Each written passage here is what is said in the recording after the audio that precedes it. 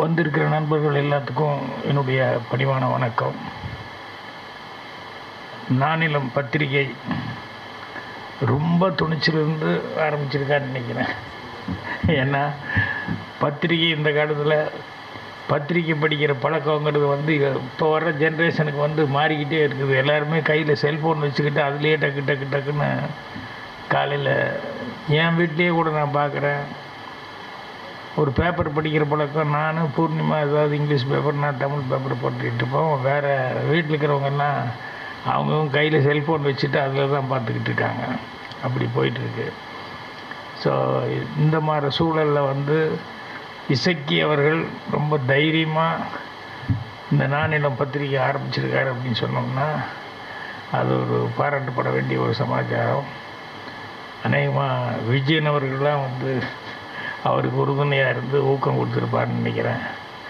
So அவர் நிறைய அனுபவங்களை ஆரம்பத்திலேருந்து இசைக்கு சினிமா துறை சேர்ந்த எல்லாத்துக்கிட்டையும், பத்திரிகை துறை சேர்ந்த எல்லாத்துக்கிட்டையும் நிறைய விஷயங்களை அவர் சேகரித்து வச்சுக்கிட்டே இருக்கார். அப்பப்போ பேசும்போது அவர்கிட்ட அந்த கலெக்ஷனாக பார்த்திங்கன்னா நிறைய விஷயங்கள் வச்சுருப்பார். ஏதாவது ஒன்றுக்கு ரெஃபரன்ஸ்னால் உடனே டக்குன்னு எடுத்து வந்துடுவார். அந்த பழக்கம் அப்படிங்கிறது அவருக்கு ஆரம்பத்துலேருந்தே நான் அவர்கிட்ட பழகிற நாள்லேருந்தே நான் பார்த்துட்ருக்கேன். அந்த மாதிரி ரெஃபரன்ஸ் காமிச்சு எனக்கு தெரிஞ்சு ஜிபிஎஸ் ஒரு பழைய ரைட்டர் ஒருத்தர் இருந்தார். எனக்கெல்லாம் குருன்னு சொல்லலாம் அவரை. அவர் தான் ஏதாவது ஒரு டிஸ்கஷனில் ஏதாவது ஒரு சீன் சொன்னோம்னா அதை ரொம்ப நல்லா இருக்குதுன்னு சொல்லிட்டு ஒன்று அடுத்த நாள் ஃப்ரெஞ்சில் ஏதோ ஒரு நாவல் அதில் அதை இங்கிலீஷில் ட்ரான்ஸ்லேட் பண்ணியிருப்பாங்க. அந்த பேஜ் எடுத்துகிட்டு என்கிட்ட படித்து காமிப்பேன். நேற்று நீ சொன்னீங்களே அந்த சீனு உள்ளடக்கம் அதுதான், பொருள்கள் மாறி இருக்குது. மற்றபடி நீங்கள் சொன்ன சீன் நேற்று நான் ரொம்ப அப்ரிஷியேட் பண்ணது காரணம் இது ஏற்கனவே அந்த இது ஜனங்களால் பாராட்டப்பட்டிருக்கு அப்படின்னு சொல்லி எப்போ சீன் சொன்னாலும் ஏதாவது ஒரு கதையினுடைய கருவு சொன்னாலும் அதுக்கு உடனே ஒரு ரெஃபரன்ஸ் கொடுப்பார் அவர். அந்த அளவுக்கு அவர் நல்ல ஒரு படைப்பாளி மட்டுமல்ல, பெரிய ரைட்டர். ஸ்க்ரீன் பிளேயில் முன்னாலெல்லாம் அவர் தான் சொல்லுவாங்க. அந்த படைப்பாளியோட படிப்பாளியும் கூட அந்த மாதிரி ஒரு ரெஃபரன்ஸுங்கிறது எப்பவுமே சொல்லுவார். அந்த மாதிரி இசக்கி அவர்கள் நம்ம ஏதாவது ஒன்று பேசும்போது டக்குன்னு அப்போ இது நடந்தது இப்படி நடந்தது அப்படின்னு சொல்லிட்டு உடனே அந்த பத்திரிகை இதே அடுத்த நாளே நம்மகிட்ட காமிப்பார். ஸோ அந்த அளவுக்கு விஷய ஞானம் உள்ளவர். அவர் பத்திரிகை ஆரம்பிச்சிருக்காருங்கும் போது கண்டிப்பாக சிறப்பாக செய்வார். அப்படின்னு என்னென்னா இதெல்லாம் இந்த கொரோனா அதெல்லாம் இந்த பீரியட் வர்றதுக்கு முன்னால் ஆரம்பிச்சிருந்தா பிரமாதமான ஒரு வறட்சி அதெல்லாம் வந்திருக்கும். இந்த கொரோனா பீரியட் வந்ததுலேருந்து இந்த படிக்கிறதுங்கிறது எல்லாத்துக்கிட்டேயுமே ரொம்ப தள்ளி போயிடுச்சு. அப்புறம் விஞ்ஞான வளர்ச்சியில் எல்லோரும் செல்ஃபோனை பார்த்து இது பண்ணுறாங்க. ஸோ பொறுப்பாசிரியர் தஞ்சை சாலமோன் அவர்களுக்கும் எபோசியா வடிவமைப்பாளர்களுக்கும் எல்லாத்துக்குமே என்னுடைய பாராட்டுக்களை தெரிவிச்சுக்கிறேன். கவிதா அவர்கள் பேசுந்த கையில் வாங்கிட்டு போயிட்டு பார்த்துக்கலாம் நல்ல நல்ல ரெஃபரன்ஸ் கொடுத்தாங்க பேசும்போது. இவர்கிட்ட ₹1,00,000 கிடச்சா நீங்கள் என்ன பண்ணுவீங்க, உங்களுக்கு தனியாக ஒரு டைம் கொடுத்தா என்ன பண்ணுவீங்க அப்படின்னு சொல்லிட்டு இதெல்லாம் எப்போது எங்கேயோ படித்த மாதிரி ஞாபகம் இருந்தாலும் ரீகலெக்ட் பண்ணிக்கிறதுக்கு அவங்ககிட்ட அந்த பேப்பரை வாங்கிட்டு போய் ஒரு தடவை பார்த்துக்கிட்டால் நல்லாயிருக்கும் அப்படிங்கிற மாதிரி. ஏன்னா படிக்க படிக்க அது ஸ்டோரேஜ் ஆகிட்டே இருக்கும் மைண்டில். ஸோ அவங்களும் சிறப்பாக பேசினாங்க. எனக்கு வேறு ஒரு ப்ரோக்ராம் ஃபிக்ஸ் பண்ணிட்டதுனால தான் நான் அவசரமாக போயிட்டுருக்கிறேன். 7 மணிக்குள்ளே வந்துடுறேன்னு சொல்லி ஒரு ப்ரிவியூ எல்லோரும் வெயிட் பண்ணிட்டுருப்பாங்க. இல்லைன்னா கொஞ்சம் நேரம் வரைக்கும் இருந்திருப்பேன் நான். ஸோ என்னுடைய மனமார்ந்த வாழ்த்துக்கள் தெரிவிச்சுக்கிறேன். கண்டிப்பாக புத்தகம் எந்த காலத்துக்கு நல்ல விதத்தில் வரும். அது அந்த அளவுக்கு நம்ம கடினமாக உழைக்கணும். நான் புத்தகம் ஆரம்பித்தப்போ கலைஞர் அவர்கிட்ட போய் ஏதாவது அட்வைஸ் சொல்கிறீங்களா அப்படின்னு சொல்லி கேட்கும்போது அட்வைஸ்ன்னு சொல்ல மாட்டேன், ஆலோசனைன்னு வேணா சொல்கிறேன் அப்படின்னு சொல்லிட்டு வார இதழ் எந்த காரணம் கொண்டும் அந்த சொன்ன டேட்டில் வந்துடணும் மொழியே அது மிஸ்ஸே ஆகக்கூடாது. அதுதான் முதல் சக்ஸஸ்ஸு, அதுதான் ரொம்ப முக்கியம் அப்படின்னு சொன்னேன். அந்த மாதிரி நீங்கள் மாத இதழ் அப்படின்னு சொல்லும்போது அந்த மாத இதழை கரெக்டாக கொண்டு வந்துட்டோம்னு சொன்னோம்னா, ஏன்னா அது அப்படி பழக்கமாகி போச்சுன்னா அந்த டேட்டுக்காக எல்லோரும் படிக்கிற வாசகர்கள் வெயிட் பண்ணிருப்பாங்க. அதை கீப் பண்ணணும் அப்படின்னு சொல்லி கேட்டுக்கிறேன். மற்றபடி உங்களுக்கே புஸ்தகம் நடத்துறதுக்கு நான் முதல்ல சொன்ன மாதிரி விஜயமா ஆட்கள் எல்லாம் இருக்காங்க. எல்லாருமே உங்களுக்கு உறுதுணையாக இருப்பாங்க. எல்லாத்துக்கும் என்னுடைய மனமார்ந்த நன்றியை தெரிவிச்சுக்கிறேன். மீண்டும் ஒரு முறை வணக்கத்தை தெரிவித்து வாழ்த்துக்களையும் தெரிவிச்சுக்கிறேன். நன்றி, வணக்கம். சார் நீங்கள் நில்லுங்க, கொஞ்சம் சென்டருக்கு போயிடுங்க.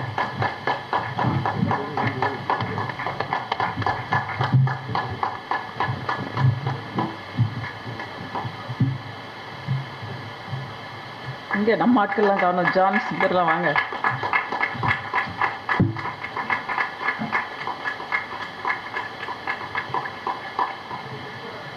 அனைவருக்கும் வணக்கம்.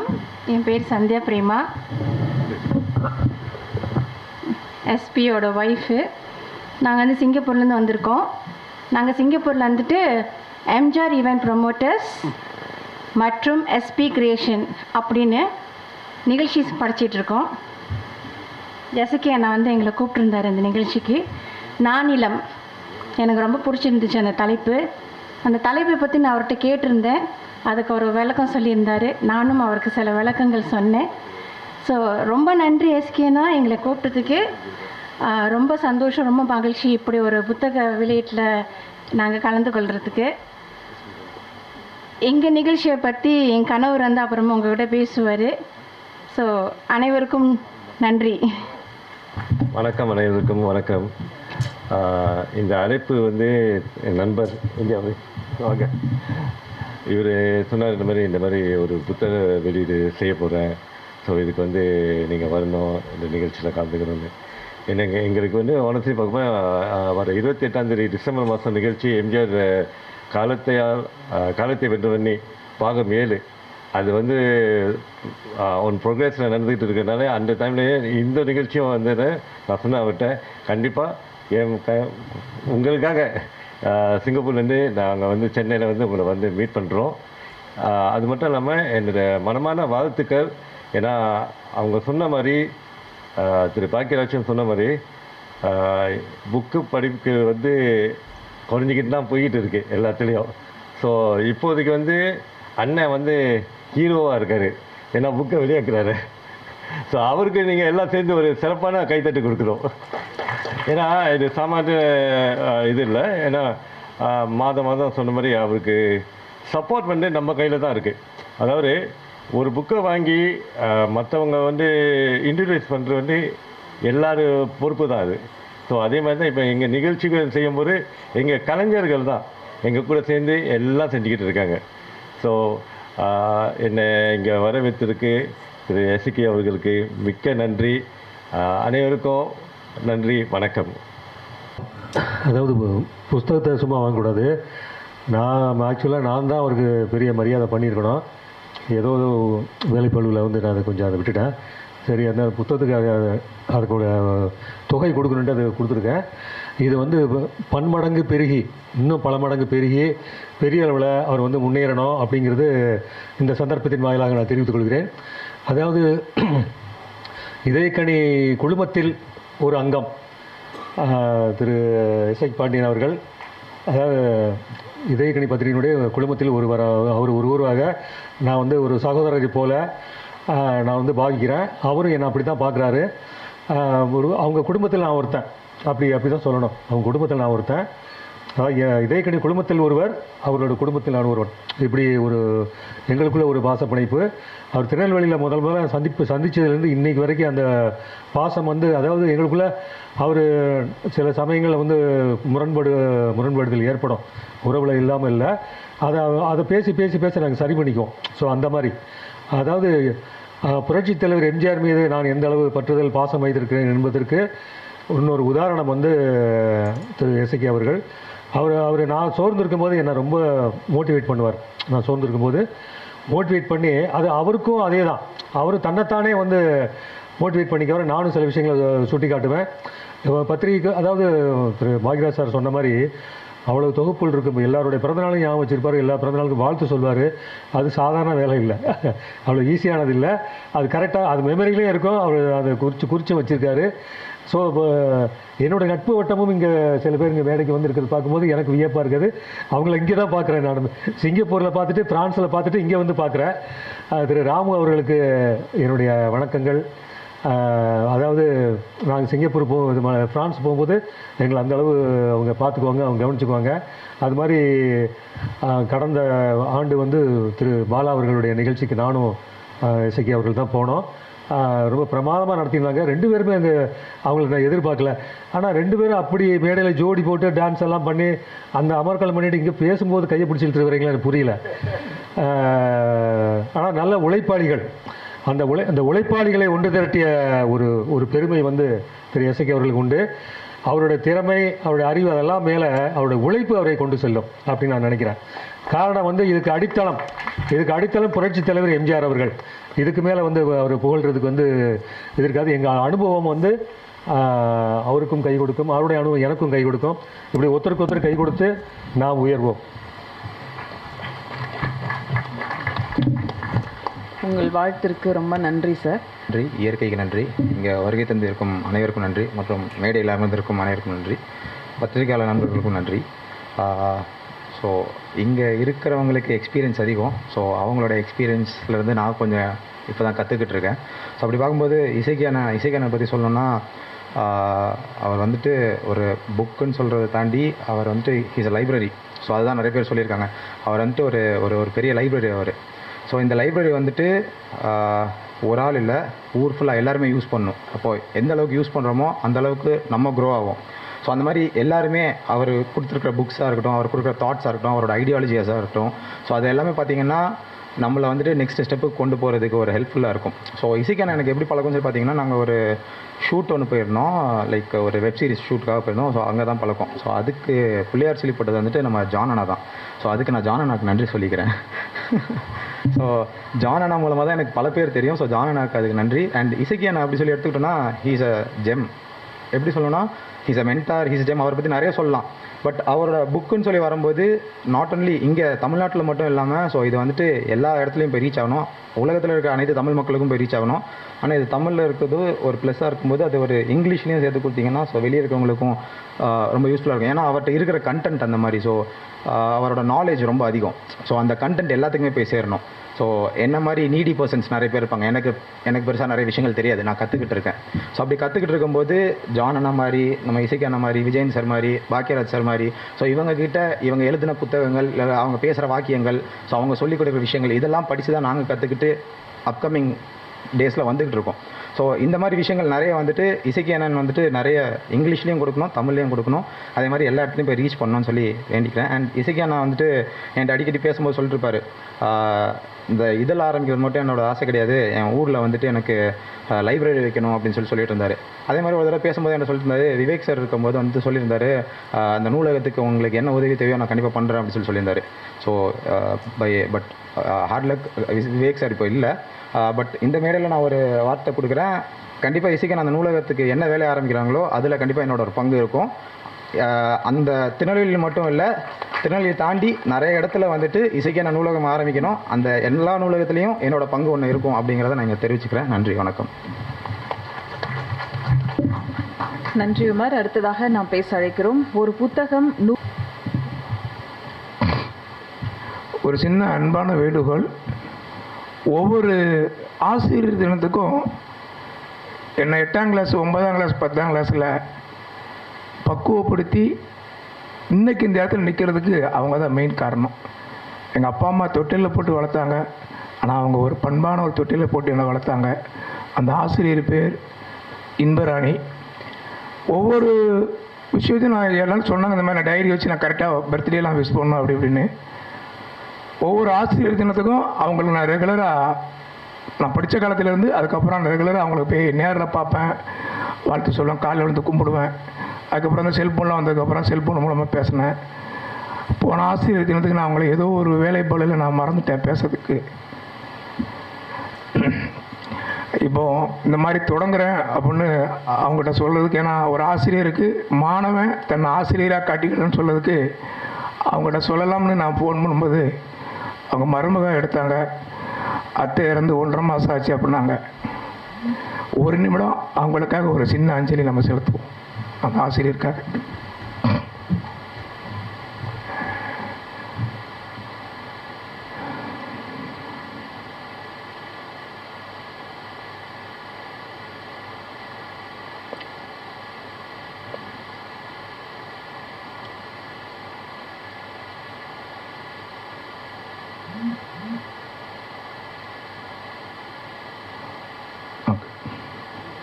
ரொம்ப நன்றி.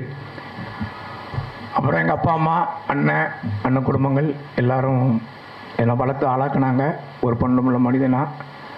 அதே தொடர்ச்சியாக ஏதோ ஒரு விபத்தில் நான் சென்னைக்கு வந்தேன். விஜயன் சார், ஜான் சார், மது சார், டைரக்டர் மது சார், இவங்கெல்லாம் என்னை செதுக்கி வச்சுக்கிட்டு வந்துக்கிட்டு இருக்கிறாங்க. பர்டிகுலராக இப்போ சமீபத்தில் பார்க்கணும்னா ஜான் சார்கிட்ட வந்து ஒரு பணி செய்யறதுக்கு வாய்ப்புக்கு 10 வருஷமாக நான் ஏங்கியிருப்பேன். அது காலம் சில விஷயங்களை முடிவு எடுக்கும் இல்லையா, அந்த மாதிரி தான் நான் சொல்லுவேன். அப்போ திடீர்னு அவரே ஒரு நாள் சும்மா இப்படி சுற்றி வரீங்களே, இந்த மாதிரி கொஞ்சம் ஒர்க் பண்ணுங்க அப்படின்னால ஒர்க் பண்ண இடத்துல எல்லாத்தையுமே அவருக்கு பேரை காப்பாற்றி கொடுத்த நம்பிக்கை எனக்கு இருக்குது. அடுத்தது விஜயன் சார், எனக்கு ஏதாவது மன கஷ்டம்னா அவர்கிட்ட தான் சொல்லுவேன். அப்போ அவர் எனக்கு ரூட்டை கிளியர் பண்ணி விடுவார். இவங்கெல்லாம் எனக்கு கிடைச்சதுக்கு ஒரே காரணம் என்னுடைய மகன். முதல்ல அவனுக்கு ஒரு பெரிய நன்றி சொல்லணும் சஞ்சய். ஏன்னா நான் எங்கேயோ எப்படியோ இருந்துக்கிட்டு இருந்தேன். இன்றைக்கி இவ்வளோ பெரிய ஒரு ஸ்டேஜ் இந்த அரங்கத்தில் நான் பேசுகிறதுக்கு காரணம் அவன் தான். அவன் மூலமாக ஒரு ஆள் கிடச்சி, அவர் மூலமாக கிடச்சி, அப்படிப்பட்ட டக்குன்னு செயின் பிளாக். அதுமாதிரி என் மகள் திவ்யா, அவன் மூலமாக ஒரு அந்த கல்வி சம்மந்தப்பட்ட விஷயங்கள் அவளுக்கு கிடைச்ச அருமையான மாப்பிள்ளை. நான் இப்போ கூட மாப்பிள்ளைன்னு கூட கூப்பிட முடியல, வாடா படம் பேசுவேன். சின்ன குழந்தை தான் அவனை நான் தூக்கி வளர்ந்த பிள்ளை. அதுக்கப்புறம் என் மனைவி ஒரு மாதத்துக்கு முன்னாடி ஒரு பிரபல திரைப்பட நடிகைக்கிட்ட பேசிக்கிட்டு இருக்கும்போது ஒரு கதை கேட்டாங்க, ஒரு லவ் ஸ்டோரி கதையை. லவ் ஸ்டோரி கதை கேட்டு முடிச்சோன்னா 2 கிளைமேக்ஸ் அவர் சொன்னார். நான் அதை சொல்ல மாட்டேன், பயந்துடுறாங்க.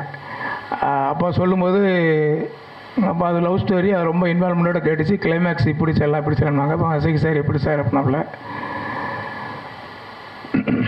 ஏதோ ஒரு விதத்தில் ஒரு கருத்து நான் பதிவிட்டேன்.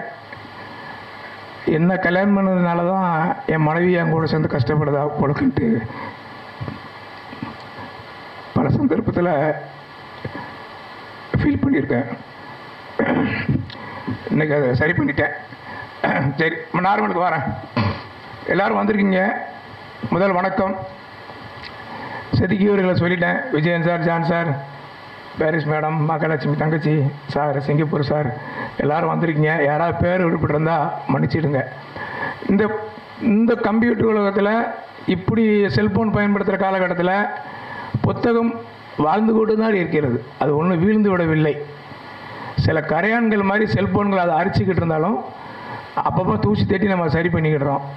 அதை கண்கூட நம்ம பார்க்குறோம். புத்தக கண்காட்சி நடக்கும்போது நம்ம பார்க்க தான் செய்கிறோம். புத்தகங்கள் விற்பனையை பார்க்க தான் செய்கிறோம். அதை சரியாக நம்ம ஒரு பயணித்தா நல்லா இருக்கும். நான் எங்கள் அப்பாவுக்கு அப்புறம் நான் என்னை யாரும், என் மகனை தவிர வேறு யாரும் என்னை கையேந்தி என்னை பிடிக்கிறது இல்லை. அப்படி ஆனால் அதுக்கு அடுத்து என் குடும்பத்துக்கு அப்புறம் என்னை தாங்கி பிடிக்கிறது புத்தகங்கள் மட்டும்தான். என் கையில் புத்தகம் இல்லாமல் நான் எங்கேயும் நான் ட்ராவல் பண்ணவே மாட்டேன். திருநெல்வேலியிலே சொல்லுவாங்க, நீதிபதிகளே சொல்லுவாங்க, புத்தக பூச்சி வந்துட்டாரியா அப்படிம்பாங்க. என் கூட வந்து காலத்தில் சொல்லுவாங்க, என்ன புத்தக பூச்சியும் கூட்டு வந்துட்டீங்களா அப்படிம்பாங்க. நீதிபதியே, சில நீதிபதிகள் பழக்கத்தில் அந்த மாதிரி கையில் எப்பவுமே ஒரு புக்கு வச்சுருப்பேன். அப்போ அவங்க ஏதாவது ஃபேமிலி பிரச்சனை அது இது சொல்லும்போது அந்த புக்கை கையில் கொடுப்பேன். குமுதமோ, ஆனந்த விகடனோ, பாக்கியாவோ, இது ஏதோ ஒரு புக்கை கையில் கொடுப்பேன். இதை கையில் பிடிச்சிக்கிட்டு போயிட்டே இருங்க சார், உங்கள் பிரச்சனை வராது அப்படிம்பேன். மறுநாள் சொல்லி வச்ச மாதிரி வருவார். நான் போனவொன்னே அந்த புக்கை படித்தேன், ஆனந்த விகடன் படித்தேன், குமுதம் படித்தேன், பாக்கியா படித்தேன், அது எனக்கு ஒரு மாறி இருக்குது அப்படிம்பாங்க. மற்றவங்களை மாற்றுவதற்கு என்ன தேவை பெரிய மருந்துன்னா அது புத்தகம் மட்டும்தான். நீங்கள் கொடுத்து உதவலாம். அது ஒரு சிறப்பான மருந்து. சில நேரங்களில் சில விஷயங்கள் நம்ம படிக்கும்போது நமக்கு ஏதோ ஒன்று தோணும். எனக்கு நிறைய தோணும். ஒரு 20 லட்சம் கண்டென்ட், இதில் அநேகமாக ஒரு 25 கண்டென்ட் தான் இருக்குன்னு நினைக்கிறேன். ஒரு 20 லட்சம் கண்டென்ட் இந்த மாதிரி வச்சுருக்கிறேன். இந்த புக்கு, மீதி புக்கு ஞாயிற்றுக்கிழமைக்கு என் கைக்கு மொத்தமாக வரும். 2000 புக்கு ஆர்டர் கொடுத்துருக்குறேன். இந்த விநாயகர் சேர்த்தி அதுன்னு சொல்லி ஒரு நெருக்கடியான நிதி நெருக்கடி வர அந்த சமயத்தில் எனக்கு கொஞ்சம் நெருக்கடி ஆச்சு. அதை நான் சிறப்பாக செஞ்சிட்டோம். இந்த சிறப்பாக செய்கிறதுக்கு நடிகர் வெற்றியும் ஒரு காரணம். அவர் படப்பிடிப்பில் இருக்கிறதுனால அங்கே வர முடியலை. அவருக்கும் ஒரு ஓங்கி ஒரு கை தட்டிக்கிட்டு, அவருக்கும் அவர் சார்ந்த குழுவுக்கும் நிறைய பேருடைய உதவியில் தான் அந்த இடத்த நான் நிற்கிறேன். கவிதா மேடம் உட்பட. ஏன்னா ஜான் சார்ட்ட எப்படி நான் ஒரு பழக்கம் கிடைக்காது, பழக்கம் இருந்துச்சு, எங்கேயாவது போய் விஷ் பண்ணுவேன், அப்புறம் சடன்னு கார் போயிடும். அதுக்கப்புறம் திடீர்னு ஃபோன் பண்ணுவேன், அவர் பொண்ணு பிறந்த நாளுக்கு கேட்டா, ஆறா இவன் வேறு பஞ்சாயத்து இழுத்து விடுதான், சும்மா போகிற நேரத்தில் இவன் வேறு அப்படின்னு டக்குன்னு ஃபோனை கட் பண்ணிடுவேன். இந்த ஃபோனை கட் பண்ணுற பழக்கத்தை என்னை மண்டியில் குட்டி குட்டி குட்டி ஒழுங்காயிருங்கன்னு சொல்லி சில விஷயங்கள் எனக்கு அவரை கற்றுக் கொடுத்துருக்காரு. நிறைய விஷயங்கள் உங்கள்கிட்ட நான் ஆசிரியராக கற்றுருக்கிறேன். அதே மாதிரி பவானி மேடம் அம்மா, எங்கள் அம்மாவுக்கு அப்புறம் அவங்கள பார்க்கும்போது எனக்கு அம்மாவோட ஒரு இது கிடச்சிது. சாரு மேடம் அது மாதிரி தான் சொல்லணும்ல. கவிதா மேடம் எப்போவாவது நம்மளை பார்த்து எசக்கின்னு கூப்பிட முடியாதுன்னு நினச்சேன். இன்றைக்கி வாய் நிறைய எசக்கின்னு சொல்லிட்டாங்க, அது போதும், ரொம்ப நிறைவாக இருக்குது மேடம். அப்புறம் பத்திரிகையில் வந்திருக்க நண்பர்கள் கணேசன் உட்பட, ஹரிபாப் சார், மற்றவங்க பேர் எனக்கு தெரியல சார், ஆனால் என் தப்பாக எடுத்துக்கிட்டாங்க. உண்மையிலேயே நான் ரொம்ப சந்தோஷப்படுவேன். இன்றைக்கி இருக்கிற நெருக்கடியில், இன்றைக்கி இருக்கிற நிகழ்ச்சிகளில் எனக்காக நீங்கள் இப்படி வந்தது.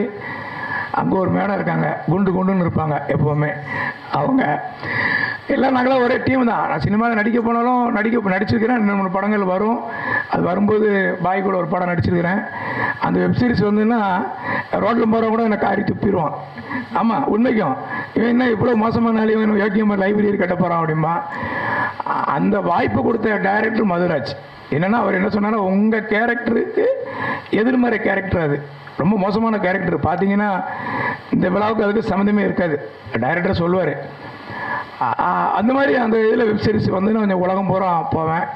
அதுக்கு கைட் பண்ணதில் John sir, cameraman Masan sir, அவருடைய அசிஸ்டன்ட் ராஜ்குமார் சார், இப்படி பலருடைய செதுக்கல் தான் நான் வந்து எங்கள் அப்பாவுக்கு பதில் இங்கே ஒருத்தர் பெத்தியா தாத்தா இருக்கிறாங்க, ஏவிஎம்மில் இருக்கிற ரோஷன் சார் மருமகன் அனுப்பியிருக்கிறாரு, அவர் வெளியூர் போயிருக்காரு. இன்னும் நிறைய சொல்ல போகலாம், நிறைய பேரை நான் சொல்ல மறந்துருக்கலாம். ஒரு 10,000 பேராவது என்னை செதுக்கியிருப்பாங்க வாழ்க்கையில். ஏதோ ஒரு பழக்கம் இருக்கும், அந்த பழக்கத்தை அவனுக்கு வேண்டாம் விடுன்னு சொன்னால் நான் விட்டுருவேன். அப்படி சில பழக்க வழக்கத்தையும் நான் விட்டுருக்கேன் நிறைய விஷயங்கள். என்னோடய வாழ்க்கை நூலகங்களை உருவாக்கணும். ஒரு நூலகம் கட்டுறதுக்கு இங்கே சென்னையில் 2 கிரவுண்டுன்னு சொல்லுவாங்க, எங்கள் ஊரில் ஒரு 9 சென்ட்டும்பாங்க. அந்த 9 சென்ட் நிலத்தை கொடுக்கறதுக்கு என் மனைவி, என் மகள், என் மகன். இதே எங்கள் ஊரில் வேறு யாராவது குடும்பமாக இருந்தால் அப்படி விட மாட்டாங்க. இவங்க 3 பேர் இன்னைக்கு வரைக்கும், இந்த நிமிடம் வரைக்கும் ஏன் அதை இப்படி பண்ணுறீங்கன்னு எனக்கு கேட்டதே இல்லை. அது வந்து எனக்கு கிடைச்ச பாக்கியம் நினச்சேன். இன்றைக்கி வரை அவங்க என்ன எதுவுமே கேட்டது கிடையாது. எதுவுமே நீ எங்கே போகிறீங்க, யார் கூட வரீங்க, எங்கே நிற்கிறீங்க, எத்தனை மணிக்கு வரீங்க, எத்தனை மணிக்கு போகிறீங்கன்னு சொல்லி கேட்டதே கிடையாது. என் மேலே முழு நம்பிக்கை வச்சு ஒரு நல்ல மனைவியை கடவுளை கொடுத்துருக்காரு. அவங்க சகோதரர் வந்திருக்கிறாரு, அவர் நன்றி உரையை சொல்ல வருவார். அவர் வந்து அவர் தங்கச்சி என்னை கொடுத்தாரு, என் பொண்ணு அவர் பையனுக்கு எடுத்துக்கிட்டாரு. ஒரு பண்டமாற்று முறை. இந்த பண்டமாற்று முறை எங்கேருந்து வருதுன்னா, தூத்துக்குடியில் விளையிற உப்பு கல்கத்தாவுக்கு கொண்டு போவாங்களாம். அந்த காலத்தில் 6 மாதம் அந்த வண்டிப்பாதையாக போகும். அதுதான் அந்த வண்டிப்பாதை. இன்றைக்கி இருக்கிற நேஷனல் ஹைவேஸ் போகிறான். அந்த காலத்தில் வண்டிப்பாதையாக இருந்திருக்கு. இங்கேருந்து உப்பு கொண்டு அங்கே போட்டுட்டு அங்கேருந்து 6 மாதம் கழித்து இங்கே வருவாங்க வண்டி மாடலில், கோதுமை எடுத்துக்கிட்டு வருவாங்க. இந்த பண்டமாற்று முறை மாதிரி வாழ்க்கையில் சில விஷயங்களை நம்ம மாற்றிக்கிடுவோம். ஒவ்வொரு விஷயங்களும் அப்படி தான்.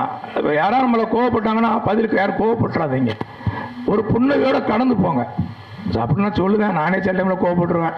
இன்றைக்கி கூட இந்த நிகழ்ச்சிக்கு ரொம்ப உதவி பண்ண சின்ன சின்ன வருத்தப்பட்டு டப்புன்ட்டேன். அது தூக்கம் இல்லை, நான் என்ன செய்ய, மன்னிச்சிடுங்கண்ணே, சின்ன மன்னிச்சிடுங்க. அதுக்கப்புறம் காலையில் உடற்பயிற்சி எதுவும் இல்லையோ, உள்ளத்துக்கு ஒரு பயிற்சியாக அருமை தம்பி ஐயப்பன் டீ கடையில் போய் ஒரு டீமாக நான் வி.கே. சுந்தரனை, அருள்தாசனை அப்படி உட்காந்துருப்போம். ஒரு 11 மணிக்கு ஜான் சாருக்கு ஃபோன் பண்ணுவேன் ரெகுலராக. சில டைமில் ஃபோன் பண்ண முடியாது, மெசேஜ் கொடுத்துருவேன். ஒரு 3 நாள் வெளியூர் போகிறேன், ஒரு வாரம் வெளியில் போகிறேன், எந்த தொந்தரவும் என்ன பண்ண மாட்டார். எங்கள் குடும்பம் என்ன எப்படி என்னை சுதந்திரமாக கருத்து சொல்ல வச்சுருக்கோ, வாழ வச்சுருக்கோ, அதே மாதிரி தான் இன்றைக்கி என்னை இயக்கிக்கிட்டு இருக்கிற டைரக்டர் மதுராஜும் சரி, ஜான் சாரும் சரி, விஜயன் சார் சரி, அவங்ககிட்ட நிறையா முரண்பாடுகள், கருத்து வேறுபாடுகள் நிறைய பேசுவேன். எனக்கு மனசில் பட்டதை சொல்லிடுவேன், அவங்க அதை கேட்ச் பண்ணிக்கிடுவாங்க, புரிஞ்சுக்கிடுவாங்க. இப்படி தான்ட்டு நிறைய நூலகங்கள் கட்டணும். தெருவுக்கு ஒரு நூலகம் உருவாக்கும்னு இந்த விழாக்கு நீங்கள் வந்தீங்க, இதுக்கு ஒரு சபதமாக எடுத்துக்கிடுங்க. தெருவுக்கு நூலகம் நீங்கள் கட்டினீங்கன்னா நீங்கள் வாழ்ந்ததுக்கான வரலாறு உங்களுக்கு தானாக உருவாகும். ஒவ்வொருத்தரும் வந்தாங்க வாழ்ந்தாங்க போனாங்கன்னுட்டு இல்லாமல் ஒரு நூலகம் கட்டுங்க. நான் என் சார்பாக ஒரு 1000 புக்கு நான் தருவேன். அதை நான் உறுதிப்படுத்துகிறேன். அதுக்கான வேலையை நிறைய பண்ணிக்கிட்டு இருக்கிறேன். அதுக்காகவே நான் இப்போ தனியாக வீடு எடுத்து, ஃபேமிலி தனி வீடு, எனக்கு தனி வீடு எடுத்து அதுக்கான வேலைக்கு நிறையா நைட் அண்ட் டே பண்ணிகிட்டு இருக்கிறேன். நிறைய புத்தகங்களை சேகரிச்சுட்டு இருக்கிறேன். பவானி மேடம் ரொம்ப நன்றி, மகாலட்சுமி மேடம், சிங்கப்பூர் அண்ணன் மேடம், யாருக்கு நன்றி சொல்லணுங்கிறது இல்லை, ஆனால் எல்லாருக்கும் நான் நன்றி சொல்லுவேன். குறிப்பிட்ட ஆளாக நான் இப்போ ஜாய் ஆளுக்காசிலேருந்து நண்பர் வந்திருக்கிறாரு, உறவினர்கள், எங்கள் அண்ணன் பையன், அண்ணன் பொண்ணுலாம் வந்திருக்கிறாங்க, அக்கா வந்திருக்காப்புல, சார் வந்திருக்காப்புல. ரொம்ப நன்றி, ரொம்ப நன்றி, ரொம்ப நன்றி.